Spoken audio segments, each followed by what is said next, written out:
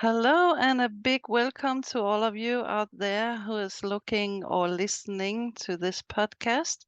And today I have a very interesting person, and I'm so keen to hear about you. A big welcome to you, Sammi Brown. And Thank you. you are from the other side of the world. That's fantastic, Australia. Yes, over in Australia here. Yeah. So please tell us a little about your life and how you get to where you are today.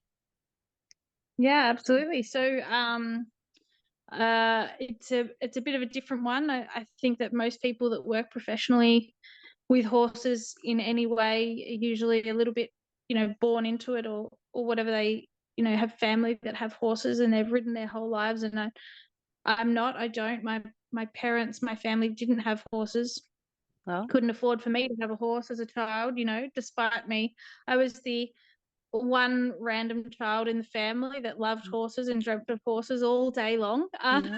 Me too. And Me too. yeah, Yeah. So I knew I loved them so desperately, and my mum's best friend had two horses, and so every school holidays I'd go and stay with them and ride around bareback on their horses in the paddock. But it was definitely, we sort of would fluff around with them, but it was definitely not really much experience. But it was enough for me to know that I really, really loved them, and it's all I ever wanted. And mum and dad, they'd send me off to a trail ride every now and then. I don't know if you guys have trail riding centres or anything, but it was enough to sort of hop on and go for a ride along the beach or in the bush or whatever, but definitely no formal training or anything like that. Just the best that mum and dad could do with the resources they had when I was a kid. Until I got to year 10, so it's sort of later in high school. And high school, secondary school over here, it's sort of they just give you a week off school to go and work in the industry that you think you'd like to work in. And mum drove past an equestrian centre every day on the way to work. So she was like, well, why don't we just go in there and see if they can give you a week work? So I was like, okay, cool. So we went in and I did my week of work experience there, and they offered for me to just do a weekend, like a Saturday day job there, just cleaning some stables and doing tack up for the kids. So they were running a riding school there. They had like agistment. I don't know if you call it agistment where you guys are, like livery. So people paid to keep their horses either in stables or paddocks there. Yeah.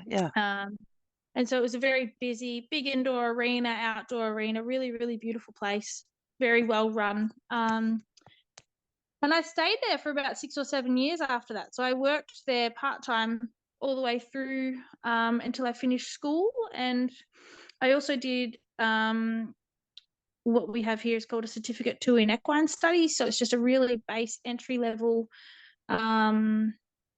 education that you do in addition to your normal schooling.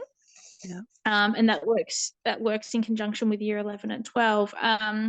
So I did that, and all of that was based through there as well. So I was very heavily involved with that equestrian centre. And then when I finished year 12, all I knew was that I just wanted to work with horses full time. I didn't really care what I was doing. I just wanted to Yeah. be Just around them. wanted to be. Yeah.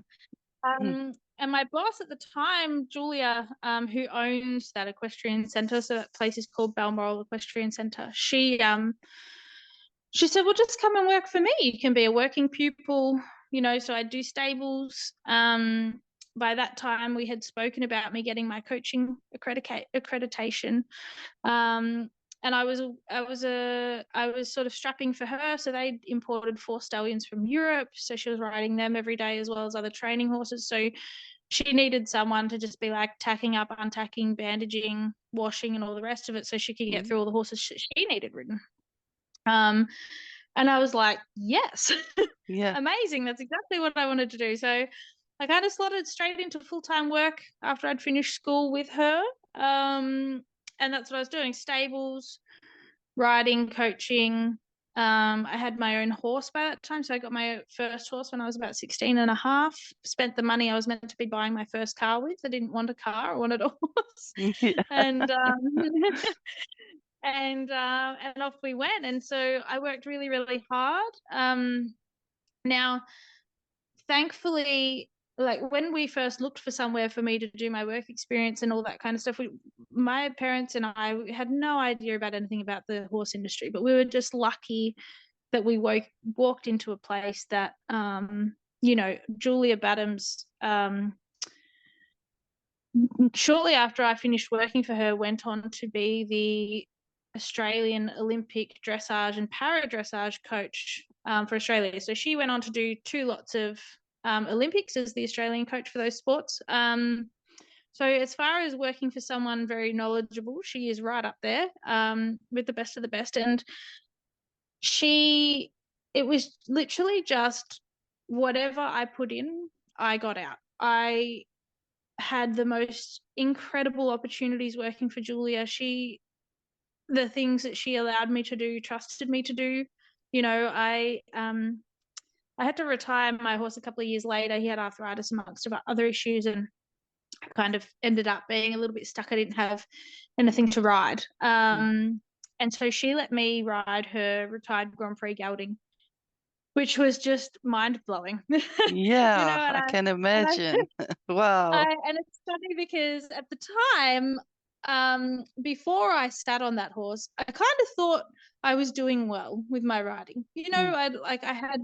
I just had a little thoroughbred. And prior to retiring him, we were going out, we're doing pony club stuff, and he did some laterals, and we could get a little walk to canter and some things. It's Yeah. super basic, but I felt like my riding had really progressed and I was doing well. And then I got on this gelding, and it's like I could not get him to do anything. No, He was just I know. quiet. He didn't do anything wrong. He just wouldn't do anything.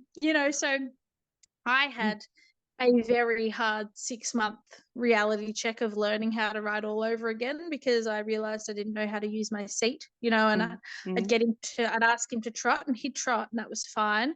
But getting him to canter, he'd just and I'd do sitting trot, and I'd put my outside leg behind the girth, and I was trying so hard, but my seat didn't know what to do. And so he just wouldn't care. He'd just go extended trot in whichever direction he was facing, and off we went.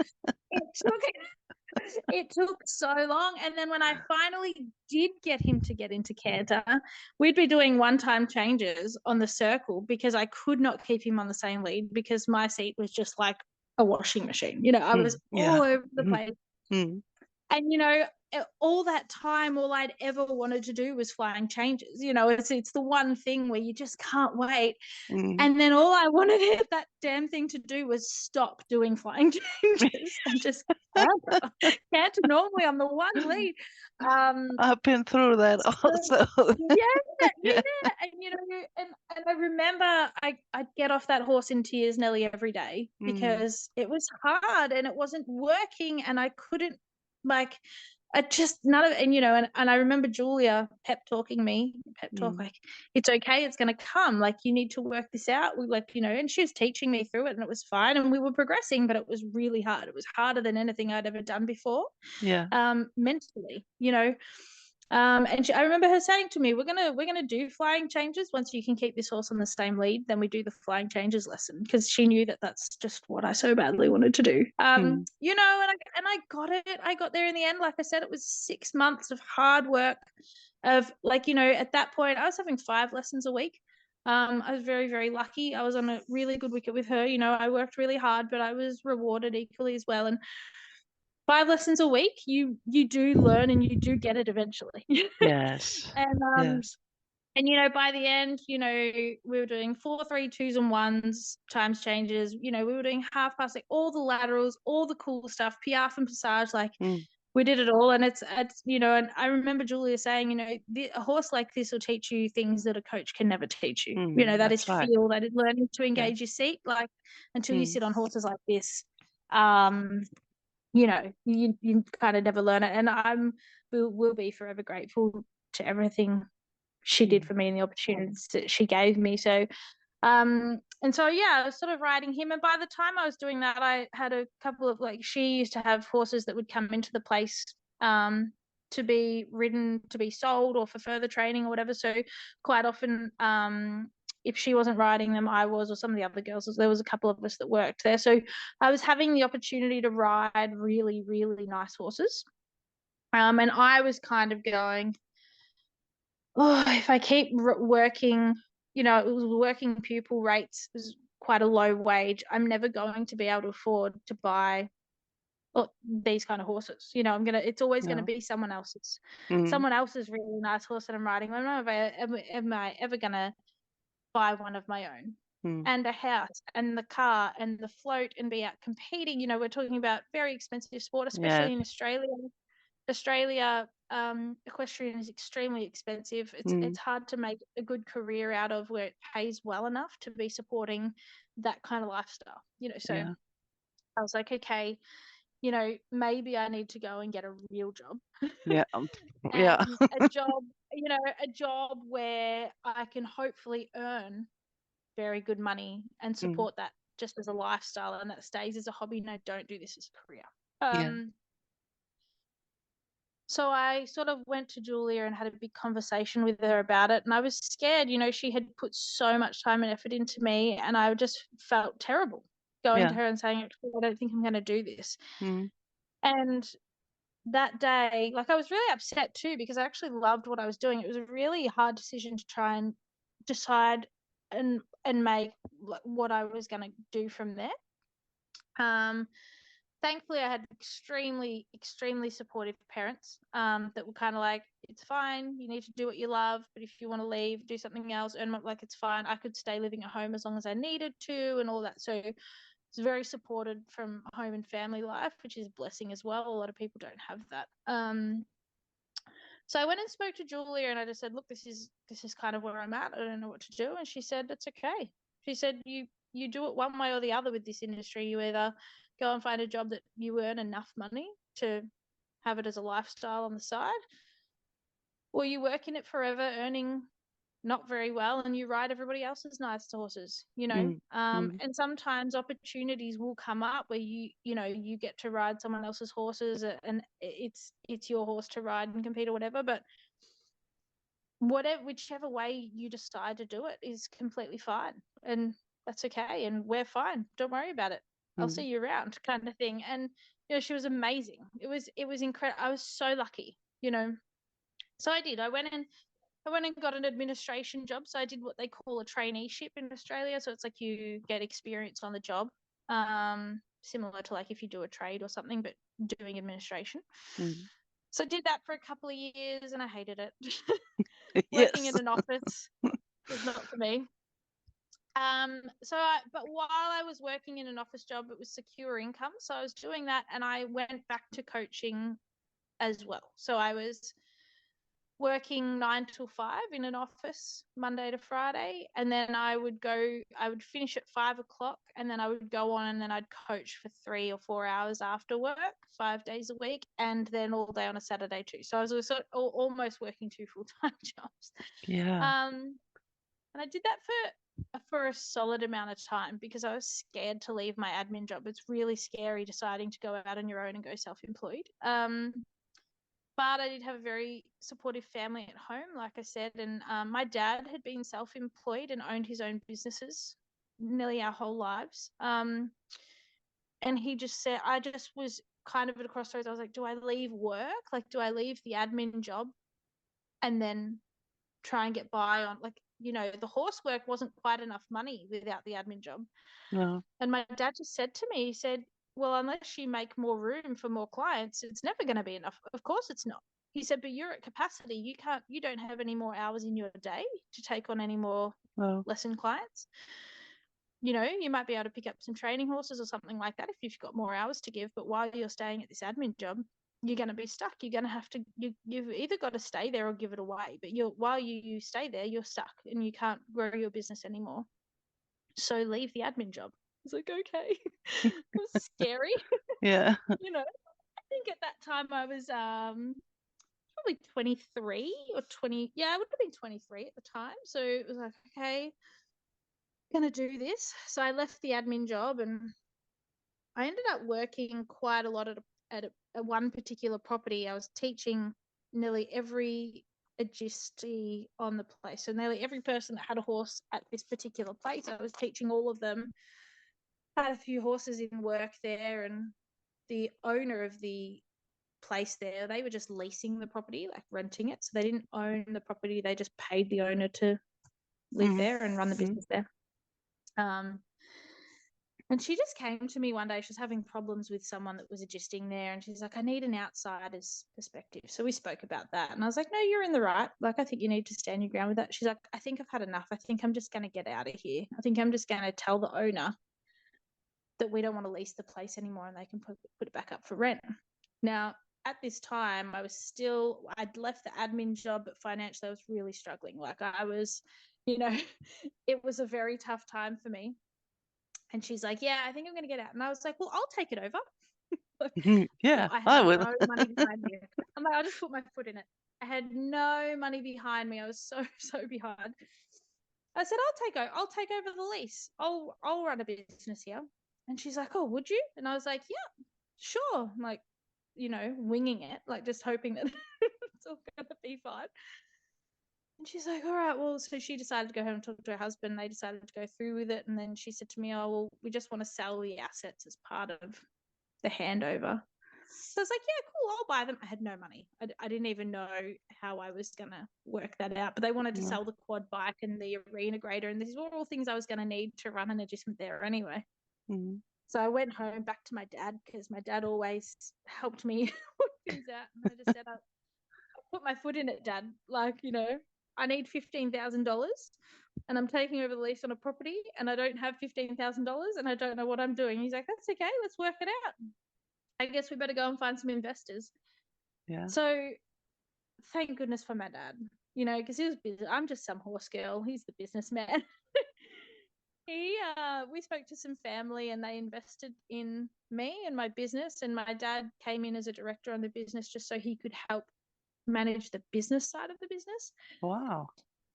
And we hit the ground running. We started an equestrian center, so we kept the adjustment running. And I decided I'd always wanted to run my own riding school. I'd coached so much, and I knew that Julia had her riding school that I'd worked at for so long, but where the property that we were taking over, it was far enough away that I wasn't going to be a threat to their riding school, which I never would have opened something up nearby, but we were far enough away. And I spoke to her and she's like, no, do it. Like there's enough work for everyone. And That's a especially for big good need. quality ones. Yeah. Need, Yeah. huge, and especially we were quite close to Melbourne. So I don't know if you know Australia very well, but I'm in Victoria. Yeah. Melbourne is the main city here. And, we were like 35 minutes drive out from the middle of the CBD, which is so close to Yes. Australia. Like everything's quite spread out in Australia, and inner city suburbs, there's no horses anywhere. So we were in a really, really amazing position to open a riding school there. And Julia was like, do it, like absolutely do it. That's fantastic, blah, blah, blah. So we just started randomly getting some school horses together, and it was just me when I started. Like I was just coaching. I had a handful of school horses, and we just kind of did it like that. And Dad was still running 2 other businesses, so he was there just a little bit. And then it started to get busy, so I employed a girl that was just there to kind of help get the horses ready so I could start coaching back to back. Because when I started, I'd like get a horse in, saddle it, unsaddle it, saddle up the next. So I was like, I wasn't coaching the whole time. It's like, this would be better if I just had someone to do the in-between stuff so I could just coach back to back. So that's what I did. I needed a girl to do that. And I also kind of got her coaching a little bit as well. And then we're ending up with more school horses and more work, and it just went bang. So this was so we opened on the 1st of May 2015. And it grew extremely quickly. So it grew kind of quicker than we could keep up with. I was like, oh, I need more staff. Oh, I need more horses. Oh, we need more staff. Oh, I don't have enough hours in the day. Oh my God, we need more staff. Oh my God. Like, so it was this constant, like, bring in more people, bring in more horses, like, and all through that. So I started bringing on more people to coach, because by then I was like, there's too much work, even for me and my first employer, you know, it was just expanding. People were ringing, people wanted lessons, people had heard how good it was, this, that, and the other. People were coming across from other riding schools by that stage because their friends had told them, and blah, blah, blah. And, you know, we just ran things differently. A lot of riding schools here, you know, the kids will do a couple of private lessons on the lunge just so they don't fall off. Yeah, And then yeah. they throw them in lesson. They just throw them in group lessons, and they rely on the ponies just following each other around the track of the arena. And then, so then we get kids that had come across and they go, yeah, I can walk, trot, and canter. And I'm like, by yourself? Yep. Without holding on? Yep. But their version of that was like, there's 3 ponies cantering in front of them. Their pony just goes when the one in front goes, and they just hang onto the front of the saddle. Yeah. So I was like, oh, this is terrifying. No, like, I'm not relying on, no, absolutely not. And like, our ponies and horses that we had were awesome. Like, they weren't dead to the leg. They did exactly what they were told. And, you know, they were quiet and they were always slightly on the lazy side. But if you picked up a whip and you rode it properly, they'd go. So, you know, and we'd regularly tune them up so that they were on the A's and they were doing everything properly. And so then there was always a hard conversation with the parent because, you know, this child has been riding for 2 years in a riding school and they think that they're doing really well. And I'm like, I'm really sorry, but your child has to come back into privates with us for a while. And it won't be long. Like, we'll fix it, but there's things that we have to fix. You know, our quality of riding here, for our riders to be able to go into a group, they had to be able to walk, trot, and canter with independent hands, be able to ride an accurate 20-meter circle, you know, like super basic, but they need to be able to do those things. And until they could, they stayed in privates or semi-private. And then we'd proceed to groups, and our groups never had more than 4 riders, which most riding schools, they have 6 or 8 in a group. And it's just like, I just 10 or 15. Yeah. Yeah. Yeah. And I don't understand how you can provide quality instruction to that many riders at once. You can't. You're just traffic control by that stage. So that's right. so that's what we did. And all my coaches, you know, we had weekly coach training, and I had a riding syllabus. So this is what you teach. This is the order that you teach it in. They must have these skills established before they go on to the next thing. Every single coach made notes of exactly what the rider did every single lesson. So if a coach was away and someone had to step in, you're not relying on the rider's feedback of where they're at. You're relying on a coach's feedback of where they're at, so that you can just have any coach slot in and it be as good as the lesson before, despite the coach not actually knowing the rider and stuff like that. So we had a number of things in place that no other riding school was doing. And it worked. You know, we had an outdoor, we didn't even have an indoor arena. We had an outdoor arena. And I don't know if you know much about the weather in Melbourne, but in Victoria, in Australia, but the running joke is that we have a lot of rain, and you know, 4 seasons in one day is the running joke. It'll go from 40 degrees to 13 in rain within an hour. Like, so, you know, we were managing with an outdoor arena, but people didn't care. They were coming because they just knew that we were better and we were doing it better. And if you want to be able to ride to a point where you can go and then buy your own horse, we were the riding school to come to. So we were very much on the up by the time. So 2017, we had about 16 staff and 50 horses between registered horses and school horses. So it was all happening. Yes. And then, so by that time, my dad was like, oh, I need to be with you full time. You know, like by that time, I was run off my feet managing a team of 16 people and all those horses and all that was happening. So dad was trying to sell one of his businesses so he could come on full time with me. And unfortunately, he got really sick the middle of 2017. So we were 2 years in and in the biggest growth year that we'd had so far. And he got sick. He got sick very, very quickly. And unfortunately, 6 weeks after he got sick, he died. So it was like a very, it was awful. So it was a massive shock. We have a really, really close family. I have an older brother. My mum and dad still very happily married.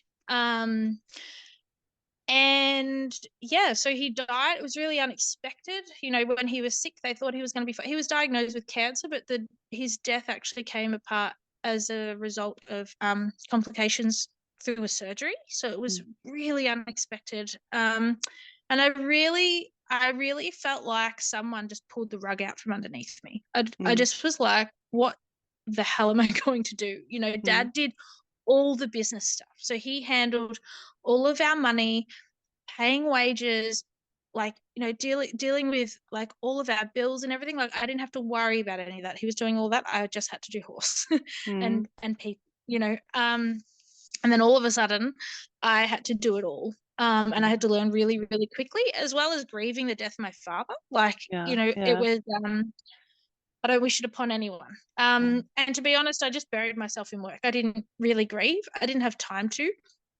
My team of staff were the most incredible team of staff you could ever imagine at that time. And it was really hard on them too. We closed for a couple of days because they were all really upset too. Dad was there pretty much full time by then, and a number of the people that were working for us were people that I had been friends with for 10 or 15 years. So they had known Dad a really long time. Yeah. One of the girls that was working in my office had been my best friend for 20 years, so Mm.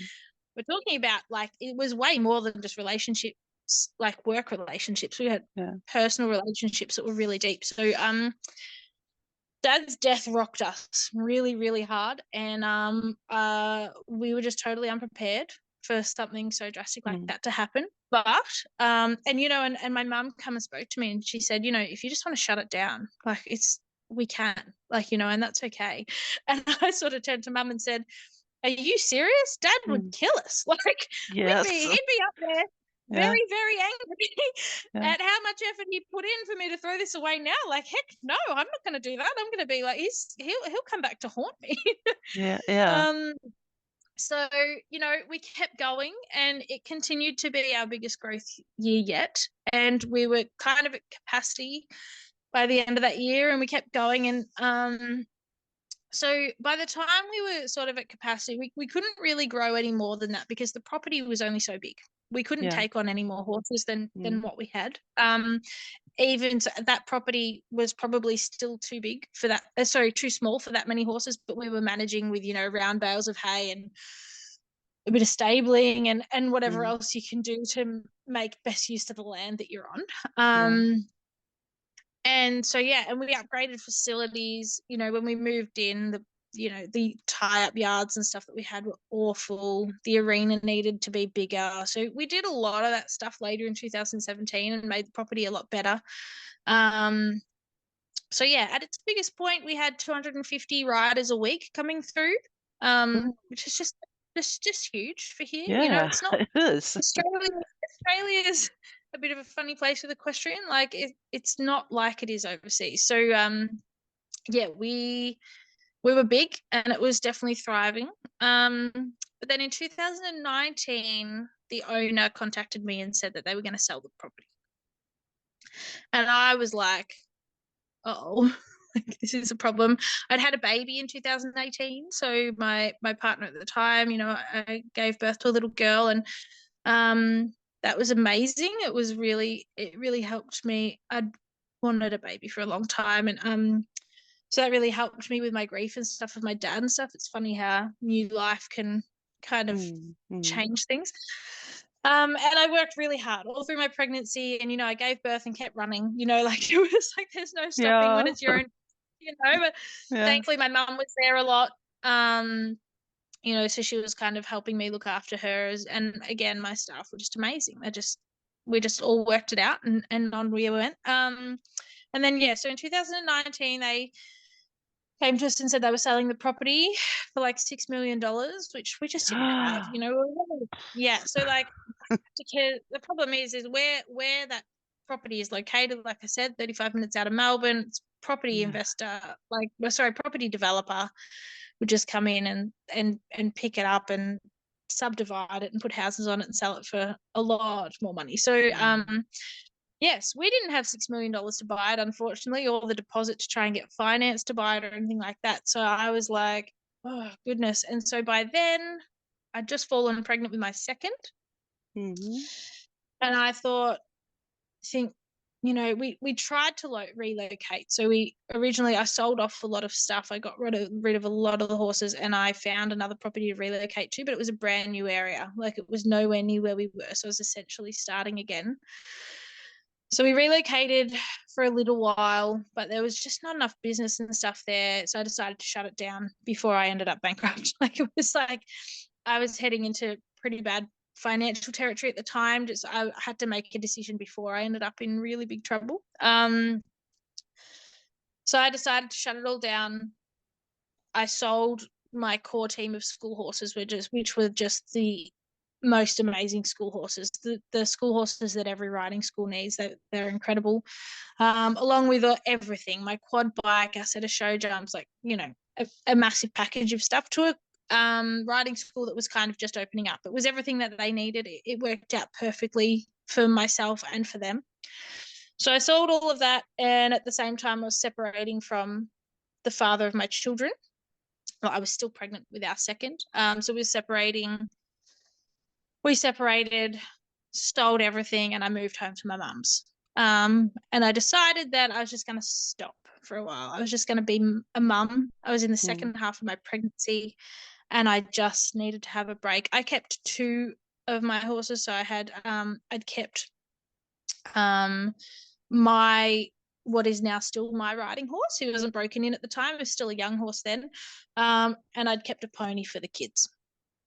Everything else was sold. And so I put them on adjustment nearby, and I moved home to my mum's and decided to have a break. And so did that.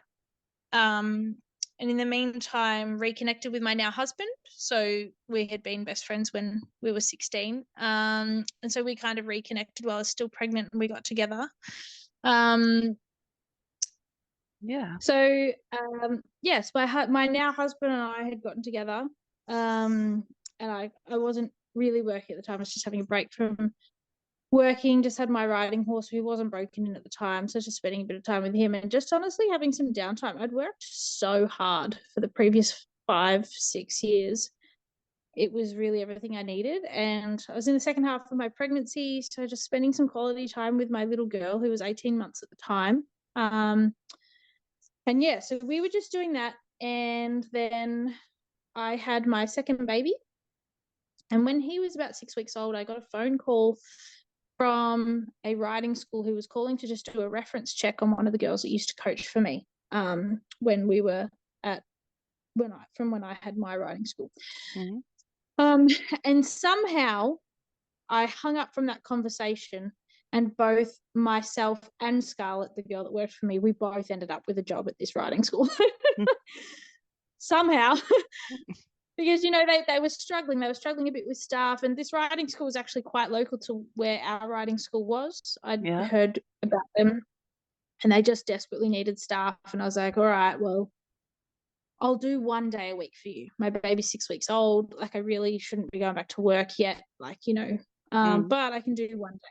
And somehow that 1 day turned into 4, because I'm doing 4 days a week for them, you know, and doing way more for them than I kind of had planned. You know, they needed school horses. I was sourcing school horses for them and doing a bunch of things. But, you know, I decided not to stay there because there's just a couple of things. I just wasn't really happy there. It's hard going from working for yourself, where you can make the decisions and stuff, to go back to working for someone else. You know, it's just another one of those scenarios where riding schools in Australia, the quality just isn't there. And I could only fix so much when it's not my business, you know. And so then I would be just a bit frustrated. You know, I wasn't 100% happy with maybe some of the things that they were doing. Not to say that they're a bad riding school, but when you're not the decision maker, you have to just do what the boss says, sort of thing. And so I just felt like we didn't really 100% align anymore. So I decided to leave, and then I did work for another riding school for a little while after that, and it was just the same problem. And by the time I'd worked at 2 of them, I was just like, this isn't going to work unless I'm doing it for myself again. in the midst of all that time, we'd bought the little pony that I kept for the kids. And she was tiny, like a very, very little pony, because my children were very young at the time. She unfortunately passed away unexpectedly. So by then I only really had my own riding horse. And so we decided to buy a pony for our kids, because my now husband has a daughter as well who's a little bit older than mine, and she really likes horses and stuff. So we decided we'd get them a pony and I'd teach them how to ride and stuff. So this pony that we bought is like, he's what we'd call a unicorn. You know, he's so special and he's incredible to teach the kids on. You know, he can do all of their firsts, but then if you've got a kid that can ride and is really good, he can adjust, and he does everything for them too. He can hold a contact, he can do all these laterals, all of that. So very lucky. So we bought him, and you know, he was 23 when we bought him, but I didn't care. He was just everything the kids needed. And so I finished up at the riding school, and I decided just to go out on my own, and I just offer some lessons on our pony Raffy. And that's what I did, and that's what I'm still doing. I now work 4 days a week. He does lessons over those 4 days. I have a bunch of clients that come through that don't have their own horse, and they just ride him. And I've got another horse that I can use for adults, and she's just beautiful as well. So she's a big 17-2 warm blood mare who it's exactly the same. You know, you can put a beginner on her that's never ridden before, and she just plods along, and she's fantastic. But then she's really educated. She can do everything. She's an imported show jumper mare that was just sitting in a paddock doing nothing. So we're very lucky to kind of nab her and be able to use her. And so between the two of them, and then I have a bunch of clients as well that have their own horses, I am really busy. You know, and I still, everything that I do is exactly the same, you know. I just keep doing what I'm doing and keep teaching riders at a level that they deserve to learn to ride properly, you know. And that's pretty much it, really. And that's where I'm at now. So I just keep teaching and try to juggle that between being a mum and a wife and running a house and having my own riding horse and you know, doing everything. But finally, you know, and eventually we'll get our own property again, and I will run a riding school again. I'll do it a bit differently. The last time I won't let it get as big. We'll run a boutique operation that is sort of maybe just me and potentially maybe one other coach. But right now I'm happy doing what I'm doing, and it works out really well. So yeah. So maybe it will grow again and be big again. Yeah, maybe. I don't want it too big again, though. Lots of headaches that come when a business gets to that you size. Say so now, but you just wait. Yeah, I know. And I don't like to let people down, you know. I want everybody to experience the joy, you know, of horses. Isn't that what it's all about, you know? So, yeah. Yeah, that's fantastic. Where are you located now then? Is it also near? We're down, so I'm nowhere near the city anymore, really. We're on a place called the Mornington Peninsula. Specifically the suburb that I run out of is Dramana. So we're about, like, it's a bit over an hour out of Melbourne now. But, you know, there's freeways and stuff. It's very accessible. And it's a really nice part of the world to live in. It's beautiful down here. We're very, very lucky to be on the peninsula down here. It's stunning. That is worth a lot to live on a great place. Yeah. Yes. Yeah. Yeah, it's really beautiful down here. Yeah. So if people want to get in touch with you, where can they find you? Do you have a home page or something like that? I just run a Facebook page now. Like, I don't even have a website. You know, I'm really, really busy, so I don't really try and drive a lot of traffic. But I you know, I always make space for people if they want to do something. So we've just got a Facebook page which is called Encore Equestrian. So it's ENCORE, Encore Equestrian. You'll find us on there. I don't post a lot. I'm too busy, really. But it is an active page, and we you know, I try to remember to post things on there sporadically. You know, you'll see photos of our famous Raffy, the Wonder Pony, because he's just, you know, I can't even describe to you how incredible he is. He's very, very special. You know, when my daughter was 2, she was trotting around on him by herself. Like, there's not many puppies that will do that, you know. Oh, And honestly, you know, like, he turns when she says turn, and she's 2, you know. So it's, you know, yeah, very, very lucky to have gotten him. So mhm. yeah. Yeah, that's fantastic. But I love your Mm. story. It's just the way, as you said, when you are a equestrian person, you don't have time for internet and all that. But No, no, yeah, that's right. so that is the thing. Yeah. But that's a fantastic story, I think, and I wish you a big luck with your future. I'm sure when your uh, children gets older, you would aim for more. I'm sure about that Yeah, because absolutely. when you once had it, you want it again somehow. Oh, so good. We live in a normal house again at the moment, and my husband and I are both hanging to just have everything at home again, be back on Yeah. property, horses at home, you Yes. know, Mm. all that. Cannot wait. You know, it's a good couple of years away yet, but you know, you just have to keep working at it, don't you? Yes, Mm. absolutely. And suddenly, as you said, you got lucky. I heard that a Yeah, lot of times you got lucky, you no, got lucky. so I'm lucky. sure you would get lucky again somehow. Of course, of course. It will come. Yeah, yeah, That's great. totally. Yeah. Yeah, thank you very much for your story. I just love it. And Yeah, thank you for having me. thank you for all of the listeners and people out there. So please subscribe if you want more of this, and maybe we see you again next week. So thank you very much for coming. It has been a pleasure.